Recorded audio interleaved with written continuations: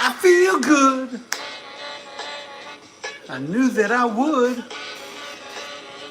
I feel good. I knew that I would. That's so good. That's so good. I got you. Wow. Hey, good morning, everybody. How are you all today?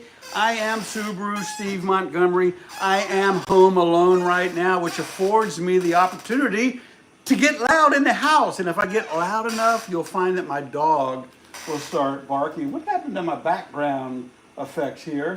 Come on now, where are you at? There we are. Star Trek, right? You all remember that stuff. This is my space update, my weekly space update, as it were, on Thursdays. And I was shattered by Shatner, as many of you know. And if you want to know more about that, I invite you to search. Simple. Shattered by Shatner. Or Shattered by Shatner. Shattered, Shatner. You get it, right? I want to set the record straight. So why do I want to go to space? Today is April 11th, 2024. This is my weekly space update. Bear with me 1 second. One last cup of coffee. Not a cup, sip. And I didn't really drink it because it's already empty. You don't believe me? Yeah, it's really empty.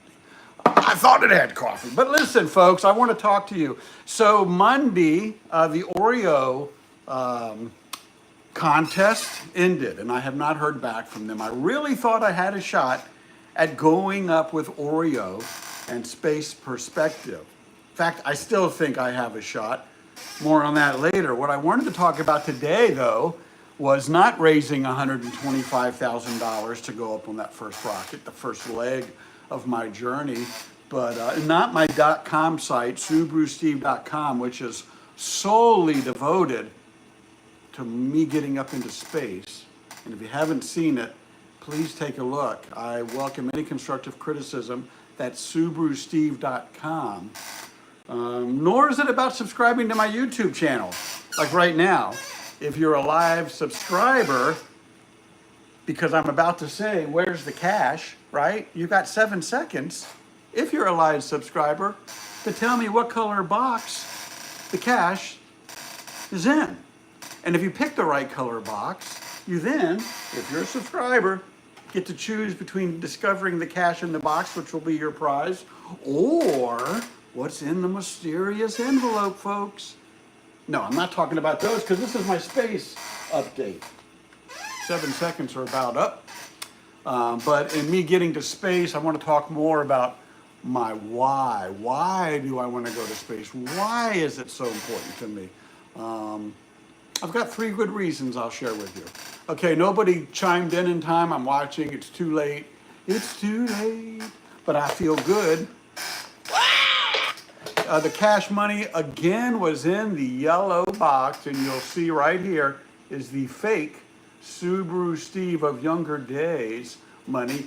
But behind it would be the dollar amount. You don't get to see that until you decide whether you want the dollar amount behind that or what's in. Anyway, enough on that. That was for those of you who didn't know what that was about, right? Now you know what that's about. Hey, listen, so 3 reasons today on why I wanted to stop and talk to you in my squeaky chair on me getting into space. The first and most important reason is I want to save the life of a scientist and or astronaut. And I know I can do that. I know I can do that. And you know what? I will do that because it's a win-win-win. I saved the life of an astronaut or scientist on the first manned mission trip to Mars. Okay? Check this out. There's logic in this. The second reason is you can take more cargo on that first manned mission trip to Mars because you don't have to have all the extra stuff you need to come back. You really don't. So we can take more cargo. And the third reason is when you send the next manned mission to Mars, okay, there's a second vehicle on the planet ready to bring whoever, whenever back. Logistically, this makes solid sense. Now, so how do I get back on the first manned mission trip to Mars where I save the life of a scientist and or astronaut? Because who knows what's going to go wrong when we finally send a man to Mars. I'm ready. Let me discover what's going to go wrong. You know, you can make it all automated, but when the chair starts squeaking, you might need somebody to get in there that can actually spray a little WD-40 where it's needed. You feel me? Elon, you see the logic in this. You've got people out there listening and looking at this right now. There's sound logic in this. There truly is. I want to save the life of a scientist and or astronaut. I want to make sure there's a second vehicle to come back to Earth in. And I want to take more cargo for that first setup team. I want to be that first setup crew. All right, let's talk a little more about that. So somebody said to me in my car, well, SubaruSteve, you can't go 4 to 6 months in a little rocket all by yourself. I'm thinking, well, yeah, I can. I have VR systems. And I realize the further away I get, the less internet signal I'm getting or response. But I can download games to take with me to keep my mind active. I can go to see the pyramid while I'm on my way to Mars. I can keep my mind active. And then they said, well, you know what, SubaruSteve, you can't stay in a headset the whole time. True. You're going to need to come out of that thing and you're going to want to talk to somebody. Not talk and wait a minute or 2 or 3, but a real conversation. So, okay, so that means somebody else has to go with me.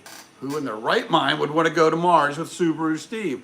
But better yet, not just one person, we'd kill each other. We need a crew. So now we're not talking 2 people, we're talking 4 or more. Who would go, who in their right minds would go with me one way to Mars, knowing that there's no return trip, that we're going to go, here's the caveat, 30 days on the planet, and on day 28, one hell of a party starts. Yep, one hell of a party starts. Any way you want to go, whatever your vice is.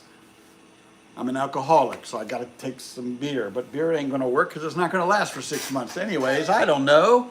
I don't know what my vice would be or how I would choose to say, okay, this was a successful mission. We're ready for the next manned mission trip to Mars. Man, it's my dream. And being shattered by Shatner, I got to bring it home right now. I've got to set the Trekkie timeline right.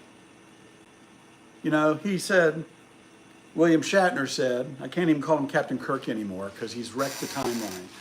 But William Shatner said, oh, you know, we punched through that blue layer in 1-2 seconds at 2,500 miles an hour, and looking down was blue, and that was life, and looking up it was black, and black was death, and blue was life, and black was death, and oh, how No, I've got to set the record straight.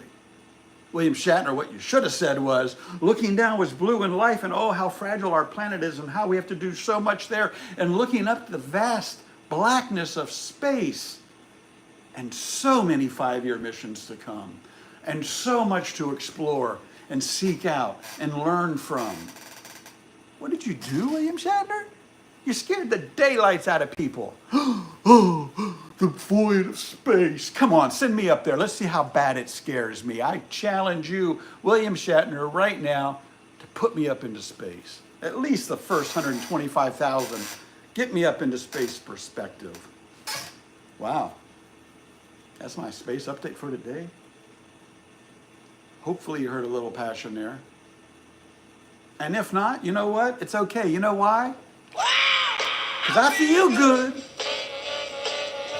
I knew that I would. Well, I feel good. I knew that I would. So good. So good. I got you. Wow. Goodbye, folks. Until tomorrow. Or later today.